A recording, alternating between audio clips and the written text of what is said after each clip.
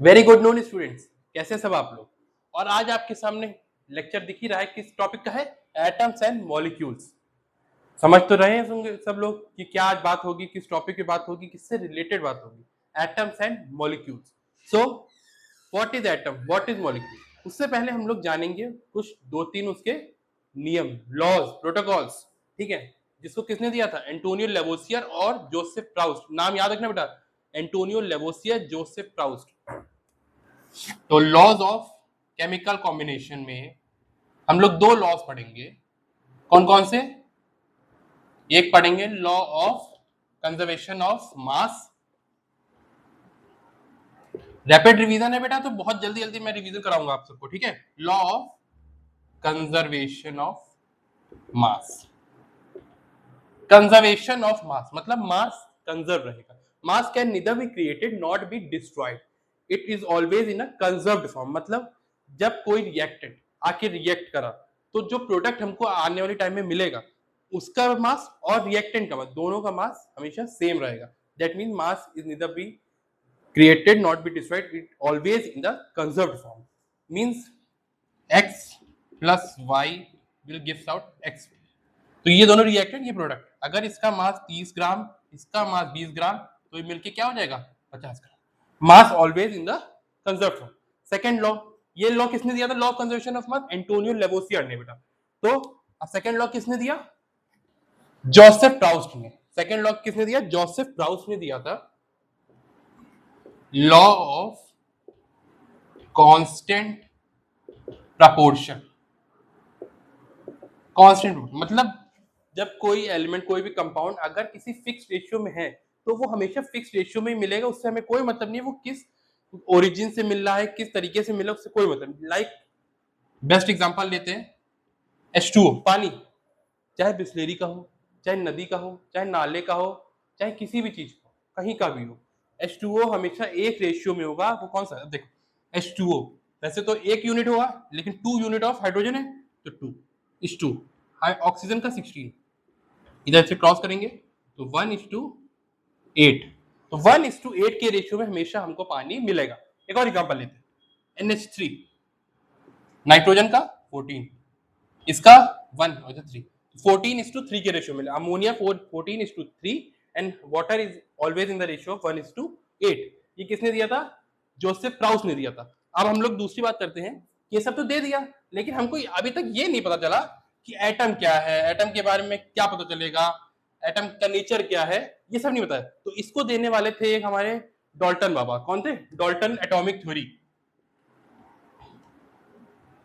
Dalton atomic theory.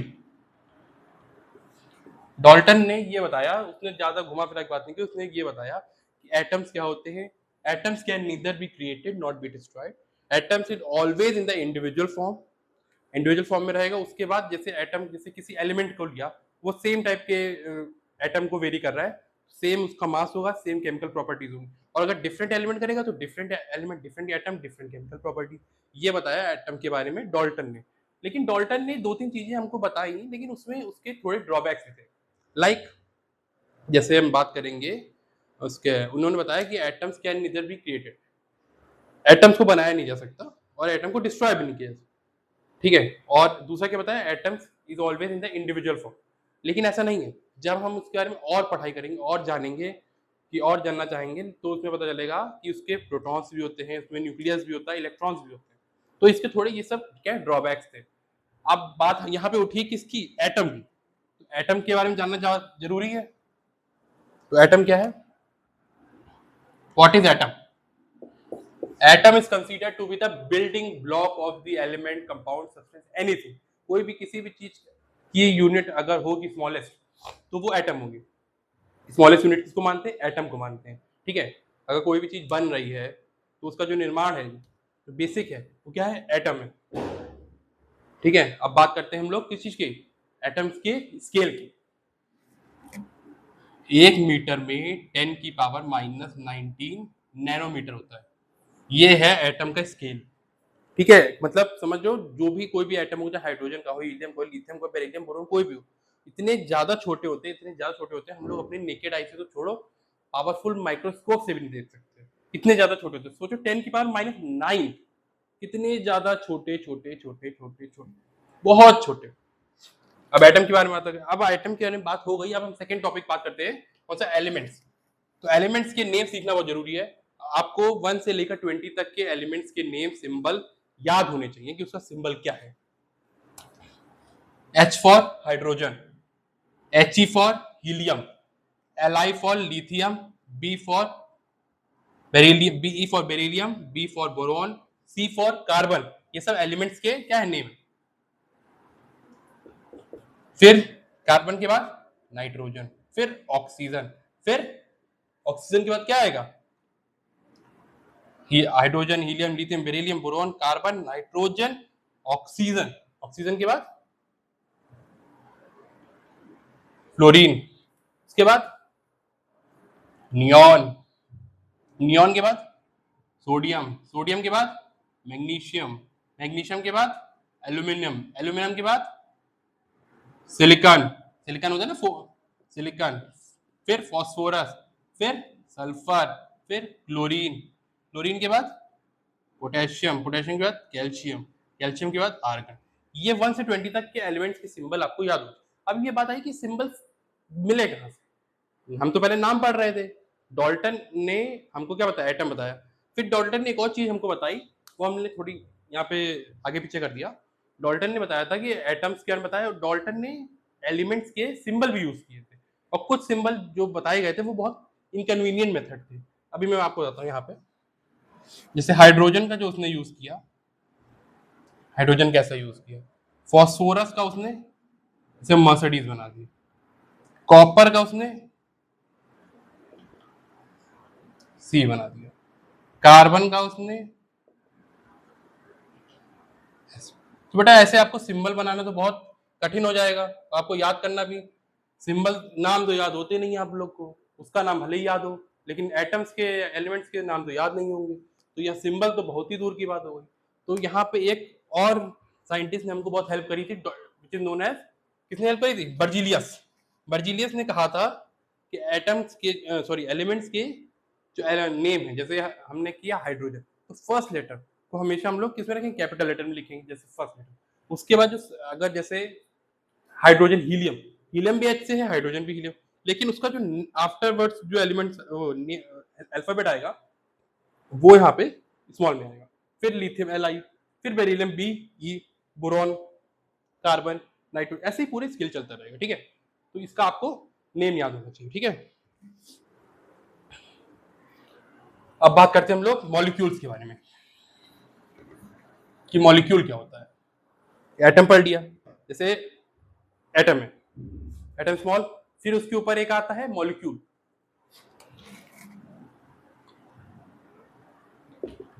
Atom जब combine होते हैं, atoms combine to form molecule, और कौन से बॉन्ड से, इन कोवेलेंट बॉन्ड, याद रखना बेटा, कोवेलेंट बॉन्ड से फॉर्म होते हैं। मॉलिक्यूल हो गया, उसके बाद हमको जैसे मॉलिक्यूल में 2-3 टाइप होते हैं, कौन कौन से, एटम जुड़ रहे हैं, तो एटम ये उसने ये नहीं बताया एटम एलिमेंट जो जुड़ रहे हैं वो किस तरीके के, सेम टाइप के कि अलग अलग टाइप के। अब यहाँ पे बात करेंगे element, molecule of element, molecule of compound. अब बेटा एलिमेंट अगर लेंगे तो सेम टाइप का तो लेंगे, है ना। अब यहाँ पे एलिमेंट देखना, हाइड्रोजन, क्लोरीन, ब्रोमीन, है ना, नाइट्रोजन, ऑक्सीजन। यहाँ पे देखो आप मॉलिक्यूल मतलब एक या एक से ज्यादा एटम जो मिल रहे हैं सेम टाइप के, उसको हम रख रहे हैं एलिमेंट में, मतलब सेम टाइप के। अब एक और देखो, P4 टेट्रामेरिक फॉर्म, फॉस्फोरस जो होता है वो टेट्रामेरिक फॉर्म में होता है, तो यही इसको बोलते हैं एटॉमिसिटी। यहाँ एक नया टर्म आ रहा है atomicity, number of atoms occur in the element, element में कितने एटम अकर कर रहे हैं, ये उसकी एटॉमिसिटी होती है।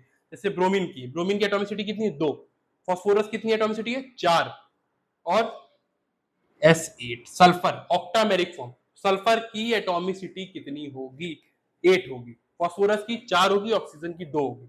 अब यहाँ बात आती है कंपाउंड की, molecule of compound, molecule of compound मतलब एक से ज्यादा एलिमेंट यूज होंगे और अलग अलग टाइप के यूज होंगे, लाइक H2O, दो हाइड्रोजन एक ऑक्सीजन, अलग अलग टाइप के अलग अलग एलिमेंट। कार्बन डाइऑक्साइड, एक कार्बन दो ऑक्सीजन। दूसरा हम क्या लेते हैं, अमोनिया NH3, एक नाइट्रोजन तीन ऑक्सीजन हाइड्रोजन, ठीक है। तो ये कंपाउंड ये अलग अलग टाइप के होगा यूज। अब हम लोग बात करते हैं मॉलिक्यूल हो गया, लेकिन इसका कुछ मास भी तो होगा, कुछ होगा कि नहीं होगा, कुछ भारी भरकम कुछ चीज होगी कि नहीं होगी, वेरी करेगा। Molecular mass, molecular mass, molecular mass क्या होगा, जैसे कोई भी मॉलिक्यूल होगा उसका जो एलिमेंट उसमें जो उसकी हाइट मास होगा, एटॉमिक मास, तो वो जितना करेगा उसको टोटल हम जब करेंगे तो उसका एटॉमिक मास कहलाएगा, उसकी यूनिट एड ऑन करेंगे, लाइक H2O। तो हाइड्रोजन में 1 यूनिट होता है तो 2 इंटू 1 U। ऑक्सीजन में कितना होता है 16, तो ये कितना हो जाएगा टोटल 18 यूनिट, ठीक है। अब NH3 14U plus 3 into 1 U, that is 17 unit. तो अभी आपको U जो है वो समझ आ रहा है कि अच्छा U मैंने नहीं बताया, एक होता है एटॉमिक मास, एटॉमिक मास जिसको हम AMU भी बोलते हैं, और इसकी जो यूनिट होती है एटॉमिक मास यूनिट की जो यूनिट होती है वो होती है U। तो ये हमेशा याद रखना बेटा, इसका आप बस बेस याद रख लो कि ये किससे वेरी करता है, 1/12 of mass of C12 atom. अब ये बात आ रही है C12 क्या है, C for carbon, C for carbon, C for carbon. और यहाँ पे हम कार्बन को ही क्यों मेंशन कर रहे हैं, इसका ये है कार्बन के 6 प्रोटॉन 6 न्यूट्रॉन एकदम बराबर होते हैं, तभी यहाँ पे इसको लिया गया है। आपको बस ये याद रखना है AMU यूनिट होती है एटॉमिक मास यूनिट की, U से हम लोग डिनोट करते हैं, और 1/12 of mass of carbon 12 atom, ये आपको याद रखना है बेसिक। बाकी आप अपना ये तो रैपिड रिवीजन है ही, बाकी पूरा लेक्चर जो है वो मिलेगा आपको, और बाकी बुक आप पढ़िए, यहाँ पे आपको बस जल्दी जल्दी जल्दी आपको रिवीजन हो रहा है, ठीक है।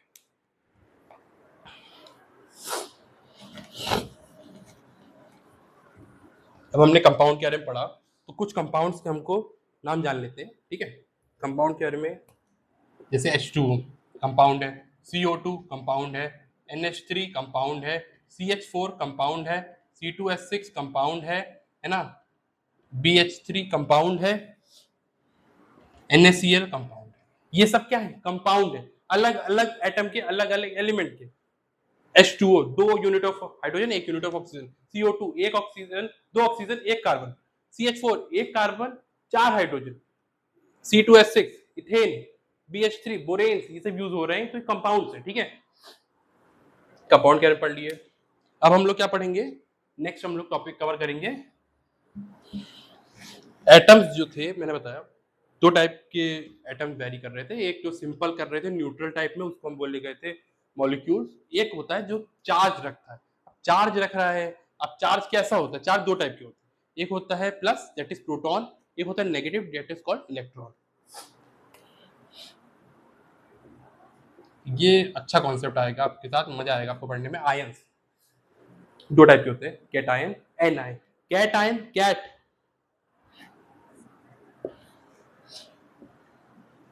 कैटायन एनायन पॉजिटिव चार्ज करता है, ये नेगेटिव चार्ज करता है। पॉजिटिव मतलब प्रोटॉन, ये इलेक्ट्रॉन, ठीक है।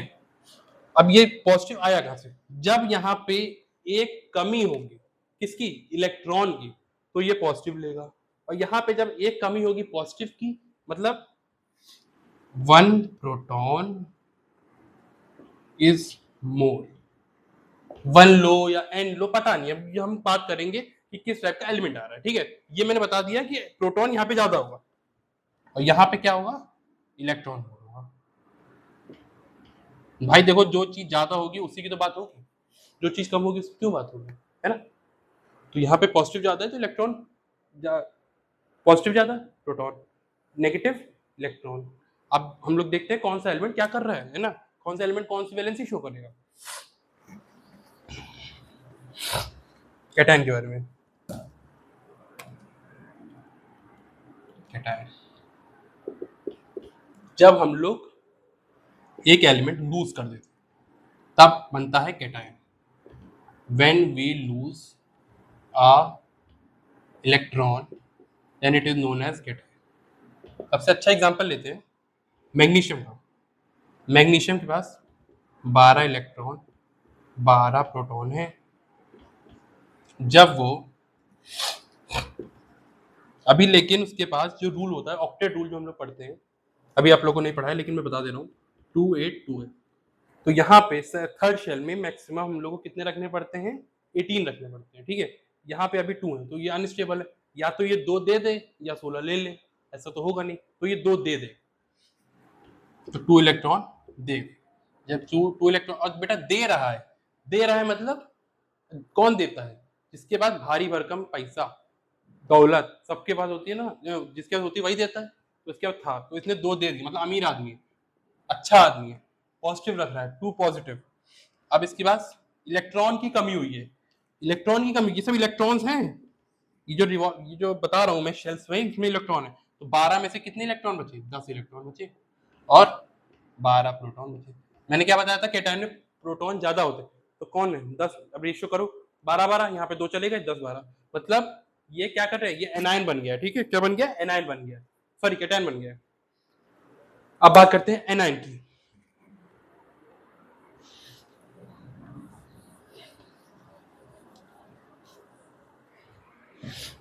एनायन, एनायन नेगेटिव चार्ज होगा, नेगेटिव चार्ज होगा, लेकिन नेगेटिव चार्ज होगा कैसे, जब हम लोग एक्सेप्ट करते हैं। एक्सेप्ट करना मतलब देखो, जब हम लोग कोई चीज एक्सेप्ट करें, मतलब यहाँ बात होगी इलेक्ट्रोनेगेटिविटी की, एक टर्म आता है इलेक्ट्रोनेगेटिविटी, जब आप किसी सप्लाई से इलेक्ट्रॉन खींच रहे हो अपनी तरफ, और सबसे ज्यादा जो खींचने की एबिलिटी जो होती है, जब हम लोग सीरीज में ऐसे जाते हैं, जैसे boron, carbon, nitrogen, oxygen, fluorine, तो जब हम लोग ऐसे जाएंगे पीरियोडिक टेबल में, तो इलेक्ट्रोनेगेटिविटी बढ़ती है। तो fluorine is the most electronegative element of the periodic table due to its small size. Electronic repulsion की वजह से फ्लोरीन का सबसे ज्यादा इलेक्ट्रोनेगेटिव नेचर होता है। याद रखिएगा बच्चों, बहुत इंपॉर्टेंट बात बताइए मैंने, तो फ्लोरीन की इलेक्ट्रोनेगेटिव स्केल में 4.0 वैल्यू होती है मैक्सिमम, इसकी 3.5, नाइट्रोजन की 3। जैसे ऐसे जाएंगे इलेक्ट्रोनेगेटिव बढ़ी, तो सबसे ज्यादा इलेक्ट्रोनेगेटिव कौन होता है, फ्लोरीन, नेगेटिव चार्ज, जब हम लोग इलेक्ट्रॉन दे देते हैं। लाइक हम लोग बात कर रहे हैं फ्लोरीन की बात, तो फ्लोरीन में 9 इलेक्ट्रॉन, 9 प्रोटॉन, 2 7, 7 + 2 9 हुआ, और यहाँ में होता है सेकंड शेल में 8 इलेक्ट्रॉन होते हैं, एक 8 इलेक्ट्रॉन, मतलब एक चाहिए। अब चाहिए तो खींचना पड़ेगा, कहाँ से खींचेंगे वो देखते हैं, ठीक है। तो एफ नेगेटिव, ये मतलब ले रहा है, मतलब अब इंसान कौन जल्दी लेता है, जो बुराइयां जल्दी लेते हैं ना, अच्छाइयाँ तो कोई लेगा नहीं, अच्छाइयाँ तो इंसान देता है, बुराई ले लेगा तुरंत, यहाँ भाई ले लो, ये सीख लो, ये गंदी सीख लो, ये सीख लो। तो एफ नेगेटिव, यहाँ पे 10 इलेक्ट्रॉन हो गए, 9 प्रोटॉन हो गए, और यहाँ शेल कंप्लीट हो गया 2 8। तो यहाँ मैंने क्या बताया था, एनायन जो इलेक्ट्रॉन रखता है ज्यादा, 10 इलेक्ट्रॉन 9 प्रोटॉन, इलेक्ट्रॉन ज्यादा है तो नेगेटिव चार्ज हो गया। अब आयंस की बात हो गई, लेकिन आयन से कंपाउंड भी बनता है, जैसे हमने मॉलिक्यूल से कंपाउंड बनाया था, से आयन से भी कंपाउंड बन रहा है, ठीक है। Ionic ionic compound NaCl, Na positive रखता है, क्लोरीन नेगेटिव रखता है, तो ये देखो, एक होता है सोडियम, एक होता है सोडियम आयन, एक होता है क्लोरीन, एक होता है क्लोराइड आयन, ठीक है। ये आयंस पता है कब आता है, ये आयंस तब आता है जब आपके एलिमेंट के खोपड़ी के ऊपर, सर के ऊपर एक चार्ज आ जाता है, आयंस तभी बोला जाता है, वरना आप किसी न्यूट्रल एटम को सिर्फ और सिर्फ उसके नाम से ही बुलाओगे, जहां उसके ऊपर चार्ज आ जाएगा आप उसको उसके नाम क्या कि आयन लगा दो, ठीक है। Sodium ion, chlorine ion. अब यहाँ बात करते हैं हम लोग CH4 की, कार्बन, कार्बन पे तो न्यूट्रल, हाइड्रोजन, हाइड्रोजन कितना देगा, चलो ये नहीं, ये थोड़ा आपकी लेवल के ऊपर है, NH3 लेते हैं, ठीक है, N, N हो गया, उसके बाद हाइड्रोजन, हाइड्रोजन कितना +3, -3, दोनों मिलके क्या दे देगा, NH3 दे देगा। अब हम लोग बात करते हैं दूसरा कौन सा, KCl ले लेते हैं, है ना, KF ले लेते हैं, पोटेशियम, है ना, के एफ, के प्लस एफ नेगेटिव, ये सब क्या है, कंपाउंड ही तो है, आयनिक कंपाउंड है। अब बात करते हैं फॉर्मूला बनाने, किसका, फॉर्मूला बनाने। तो फॉर्मूला बनाने से पहले हम लोग को थोड़ी वैलेंसी याद करनी पड़ेगी, और वैलेंसीज जो है वो आपको दिमाग में अगर रहेंगी तो आप तुरंत उसके कंपाउंड्स के फॉर्मूलेज बना सकते हो। जैसे मैं यहाँ बात करता हूँ CO2 की, तो कार्बन की जो वैलेंसी होती है वो होती है +4। क्या होती है, +4।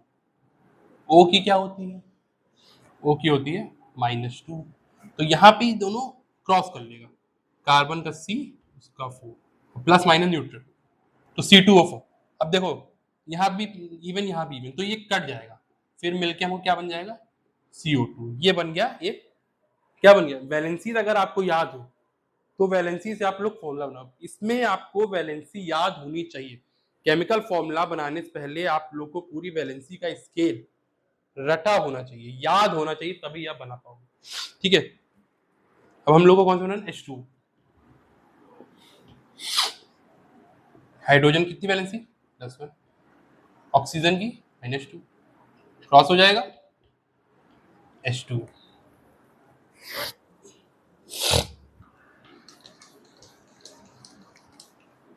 HCl,